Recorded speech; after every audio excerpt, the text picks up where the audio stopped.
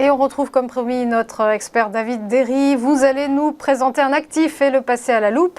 Alors aujourd'hui, focus sur Panic Mode. Alors un portefeuille intelligent qui justement permet d'éviter la panique et se couvrir contre le risque de baisse des marchés. Pas tout à fait, vous avez bien résumé la situation. Donc le Panic Mode, c'est un portefeuille intelligent, ce qu'on appelle un smart portfolio nous chez eToro, qui va permettre justement d'être exposé ou d'être couvert en cas de baisse de marché. Donc pourquoi en parler aujourd'hui? Parce que le variant Omicron est quand même présent dans la tête de tous et il y a des risques de reconfinement, notamment en Europe. Et donc ça inquiète quelques économistes qui, même si le variant est moins affectueux que d'autres, que le variant Delta par exemple, on voit que on n'est pas rassuré en fait, parce qu'on pensait que justement cette situation sanitaire elle était derrière nous, on pensait que on allait repartir et qu'on allait commencer à retrouver une vie plus ou moins normale. Et il nous prend par surprise, et donc maintenant on est obligé de se faire vacciner, etc., etc. Et donc on a de la panique qui commence à arriver sur les marchés. Alors panique pour le moment sans doute maîtrisée, mais on a des investisseurs, notamment des investisseurs qui débutent ou des investisseurs débutants qui pourraient être amenés à paniquer d'ici les prochains mois, notamment parce qu'on risque d'avoir aussi une volatilité, un retour de la volatilité. Et donc pour se couvrir, on propose le panic mode. Donc le panic mode, comme vous l'avez expliqué, c'est justement un portefeuille qui va vous permettre d'être alloué en cas de baisse de marché ou de panique générale, qui devrait normalement performer de façon positive.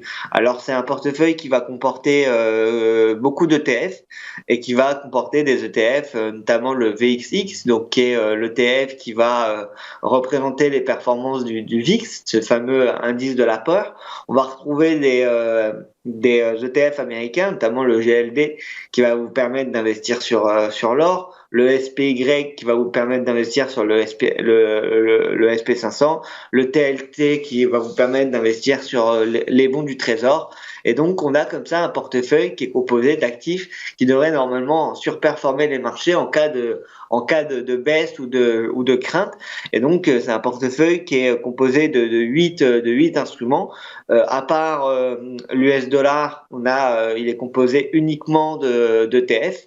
Donc, les ETF, c'est des portefeuilles qui sont directement construits pour justement permettre une allocation à un secteur ou un thème bien précis, un peu comme les smart portfolios d'eToro. Et donc, on voit que depuis le début de l'année, c'est un portefeuille qui n'a pas très bien performé parce qu'on est en baisse de 18,33%, mais qui pourrait justement repartir si on a une phase de correction des marchés.